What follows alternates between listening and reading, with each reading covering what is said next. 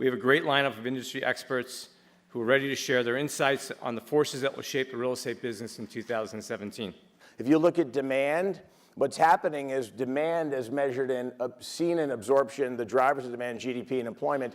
They continue to plot along, but we're not meaningfully adding to supply. I think that we have a couple of good years ahead of us. I think multifamily is going to continue to be really strong. I think office in New York, for instance, is great if you're way west and to some extent new product downtown. And I think it remains to be seen whether we'll fill all the 6th Avenue buildings when the musical chair stops.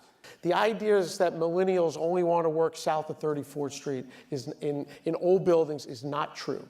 They want to work where, it's like people say, oh, millennials like good food and they like exercise and nice things. I'm 55 years old. I like those things too. The trend used to be 20 years ago that people went where the companies were. Today, the trend is companies are moving where the people are. Biggest opportunity, I think, in 2016, the majority of what we did, at least by deal number, not deal size, was industrial. We've been very focused on the space, and I think we'll continue to be in 2017 for many of the obvious reasons, right? It's defensive, it's plays into e-commerce, et cetera, et cetera. So very focused on that space in New York, in the New York Metro, as well as on a national and global basis. Whenever we start with the question of where are we in the cycle, it gets to the question of time. And time, I don't really think has anything to do with cycles. I think cycles really are defined by economic conditions, namely demand.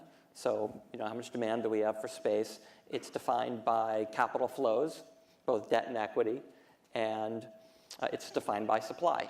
And those are really the things that are driving the real estate markets and the real estate cycle. And in each of those cases, we can debate it. We've got economic growth. We've got demand growth.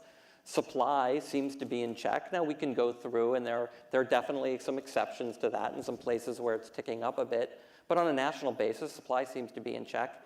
And from a capital standpoint, we don't have over-exuberant capital markets. We actually have capital markets that are in a pretty decent place. You can get equity capital, you can get debt capital. The fact that we can't go get 95% financing to build a spec office building, maybe that's not such a bad thing. It's probably a good thing. What we need to ask from Washington, from the infrastructure side, is relief on regulation. I think appropriate attention to accelerating planning processes and federal approvals for things that involve more than one state. And that in some cases, the best thing the feds can do is stay out of the way. There are a few things that I'm seeing that are very interesting that I think bodes well for the economy going forward. What's very interesting about New York right now is it's the hub of the convergence of technology and, for lack of a better word, normal business. It's what Alicia Glenn calls the hyphen tech economy. So you no longer have businesses that operate in fields like real estate, healthcare, in silos and vacuums. You have tech-enabled businesses, and these are growing very rapidly, whether it's companies in healthcare like Oscar or companies in real estate like Compass or the Square Foot. It's kind of hard to know, are these technology companies? Are these just regular companies in that particular industry? The answer is they're tech-enabled businesses, and New York is at the forefront of the new wave, which I think will continue to accelerate, of the hyphen tech economy.